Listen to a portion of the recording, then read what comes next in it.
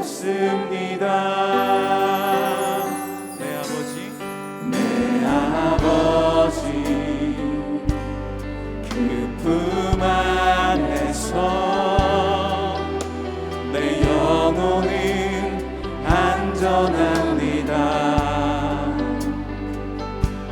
주 손길로 내 삶을 안으시니 그 평강이 나를 돕습니다. 나 비록 넘어지면 흔들리지만 주 내 안에 거하며 나를 붙드시니 내 생각을 주께로 돌리고 주시는 평강의 옷을 입습니다. 주 약속 안에서 내 영혼 평안에 내 뜻보다 크신 주님의 계획 나 신뢰해 두려움 다 내려놓고 주님만 의지해 주 안에서 내 영혼 안전합니다.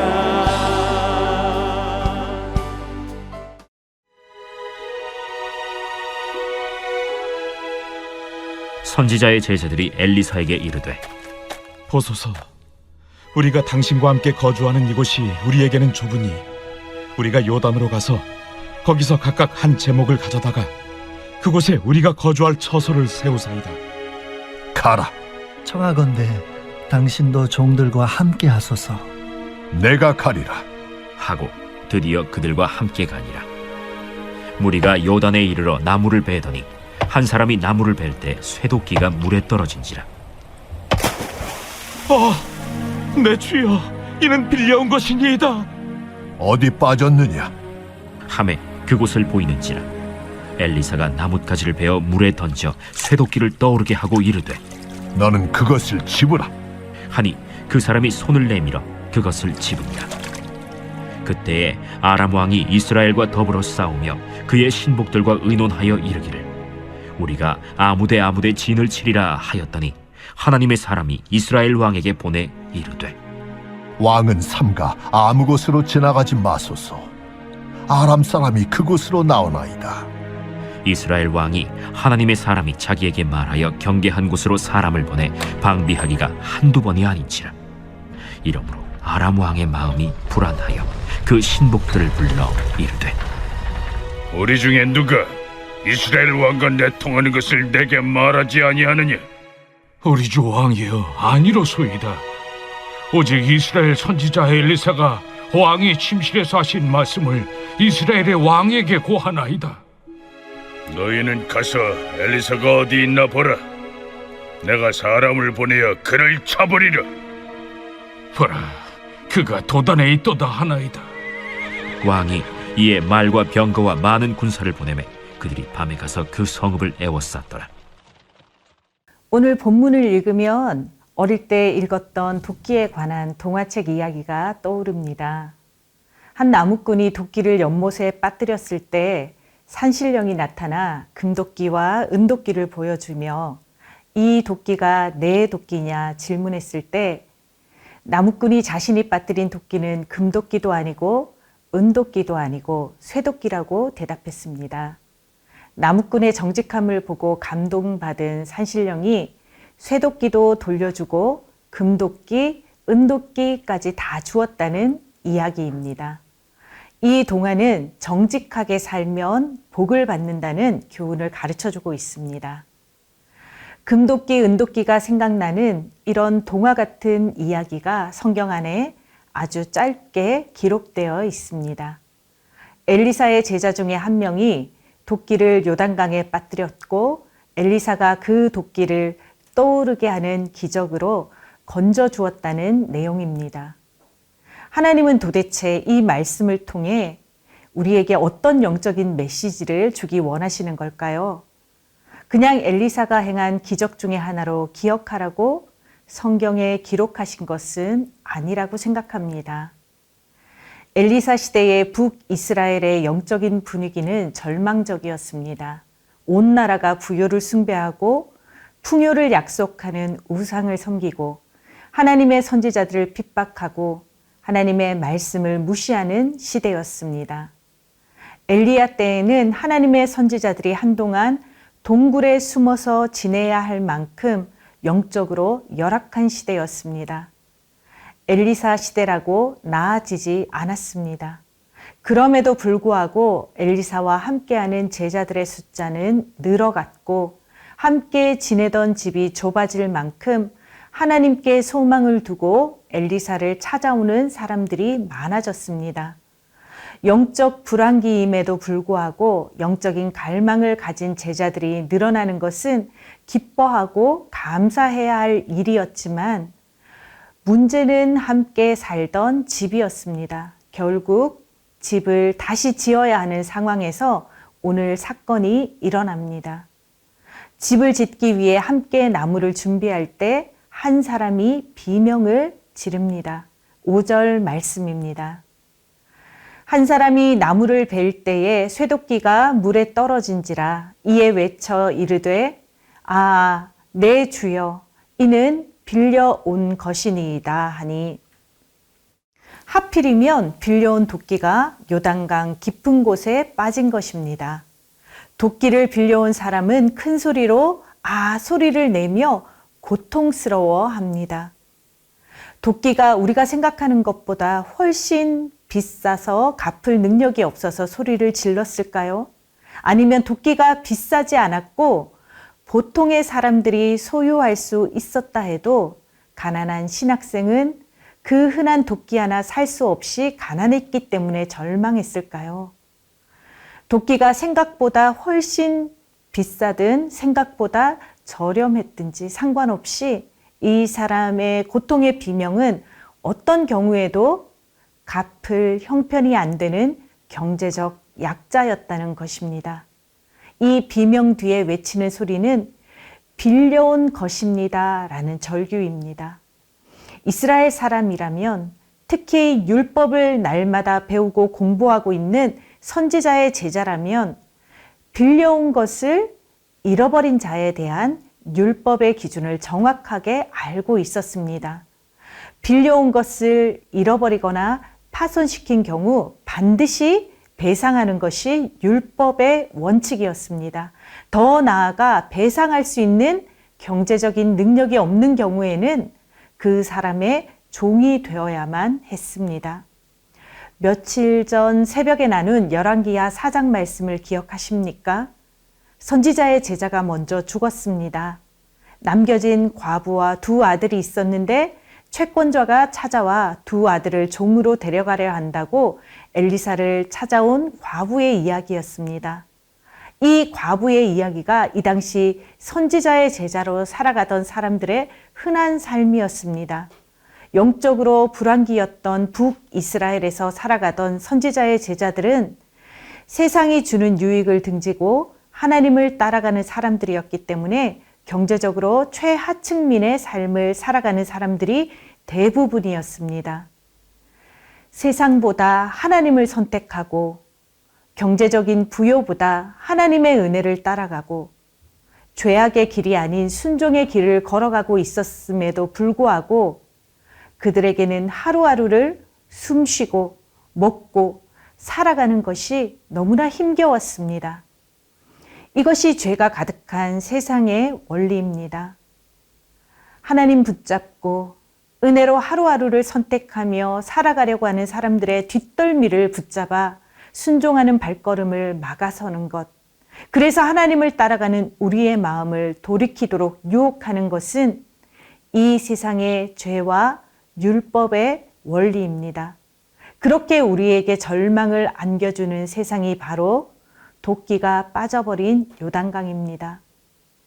도끼가 빠져버린 요단강만 있다면 우리의 삶에는 소망이 없습니다. 그 다음에 따라 나오는 구절이 있기에 우리에게는 소망이 있습니다. 6절 말씀입니다. 하나님의 사람이 이르되 어디 빠졌느냐 하매 그곳을 보이는지라. 엘리사가 나뭇가지를 베어 물에 던져 쇠도끼를 떠오르게 하고. 여러분, 도끼가 물 위에 떠오르는 것은 초자연적인 현상입니다. 이 세상에는 엄연히 중력이 존재하고 지구 위에 살아가고 있는 모든 생명체와 피조물은 중력의 영향력 아래 살아갈 수밖에 없습니다. 중력의 법칙을 거슬러 도끼가 물 위로 떠오른다는 기적은 금도끼, 은도끼를 주는 산신령 이야기만큼 이 세상에 존재하지 않는 상상력의 산물인 것 같은 생각이 들게 합니다. 요단 깊은 물속에 빠졌다가 인간의 능력으로는 해결할 수 없는 중력을 거슬러 떠오르는 도끼는 인간의 힘으로는 불가능한 것을 가능하게 하시는 하나님의 능력을 보여주는 말씀입니다. 이 세상 모든 피조물을 만드신 하나님께는 능치 못하심이 없습니다. 중력까지도 하나님이 만드신 피조물이기 때문입니다. 성경 속에는 물속에 완전히 가라앉았다가 물 밖으로 다시 올라오는 이야기들이 많이 있습니다. 출애굽 때에 하나님이 갈라주신 홍해 바닷속을 걸어서 들어갔다가 걸어서 나오는 사건, 언약궤를 맨 제사장들이 요단강물에 발을 내디딜 때 요단강물이 멈추고 이스라엘 백성들이 걸어서 강을 건넜던 사건, 또 요나가 3일 동안 물고기 뱃속에서 깊은 심해를 떠다니다가 니느웨 해변으로 돌아온 이야기, 그리고 우리 예수님께서 요단강에서 세례 요한에게 세례를 받으시고 물속 깊은 곳으로 들어갔다가 다시 올라오신 것까지 같은 영적인 의미를 가지고 있습니다. 성경은 물속에서 빠졌다가 다시 건져 올리는 사건은 십자가에서 죽으시고 부활하신 예수님을 가리키고 있습니다. 죄의 삭슨 사망이라는 이 세상의 법칙을 거스리고 부활하신 예수님을 믿는 모든 사람은 새 생명을 얻게 됩니다. 오늘 우리가 읽은 본문 속 도끼의 사건도 같은 맥락에서 이해해야 합니다. 이 땅을 살아가고 있는 우리의 인생은 죄와 율법의 기준으로는 죄의 종이 되어 영원히 죽을 수밖에 없는 멸망으로 향해 가고 있습니다. 인류를 통틀어 한 사람도 중력과 같은 이 법칙을 거스릴 능력이 없습니다. 빠진 도끼와 같이 죄와 율법에 사로잡혀 스스로를 구원할 능력이 없이 빚진 자로 살아갈 수밖에 없는 운명으로 절망할 수밖에 없는 것이 우리의 인생입니다. 그런 우리에게는 죄와 율법을 거스릴 수 있는 유일한 능력이 필요합니다. 로마서 8장 2절입니다. 이는 그리스도 예수 안에 있는 생명의 성령의 법이 죄와 사망의 법에서 너를 해방하였음이라. 예수 그리스도 안에는 중력과 같이 죄와 사망의 법이 끌어당기고 있는 이 땅의 법칙을 거슬러 물 위로 떠오르게 할 수 있는 생명의 성령의 법이 있습니다. 그것이 능치 못하심이 없는 하나님이 우리에게 주시는 은혜인 것입니다. 오늘 말씀은 도끼를 떠오르게 하시는 하나님의 능력을 기억하며 살아가도록 우리에게 주시는 은혜의 말씀입니다. 우리가 살아가고 있는 이 세상의 법은 죄와 사망의 법입니다. 우리의 상황과 형편은 날마다 요단강 깊은 곳으로 우리를 끌어당깁니다. 절망과 낙심과 좌절이 우리를 삼키고 있는데 우리에게는 그 중력을 거스릴 힘이 전혀 없습니다.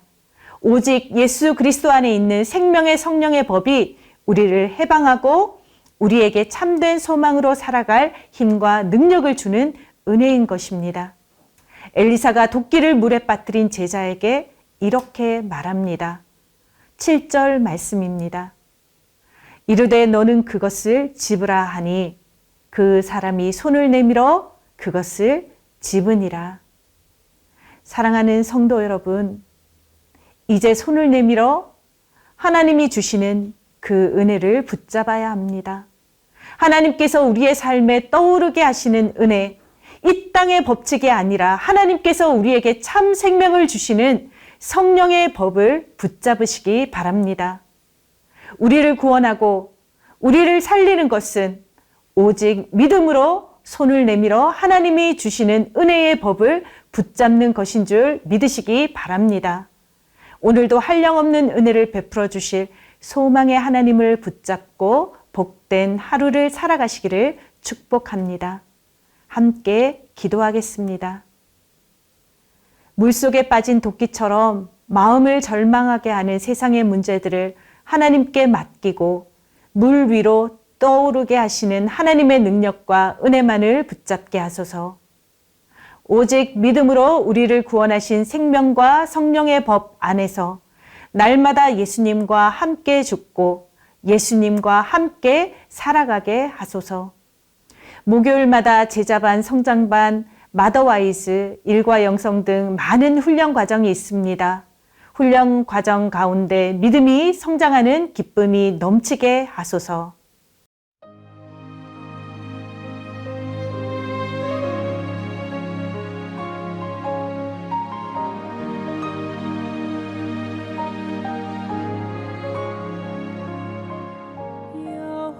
여호와는 나의 목자시니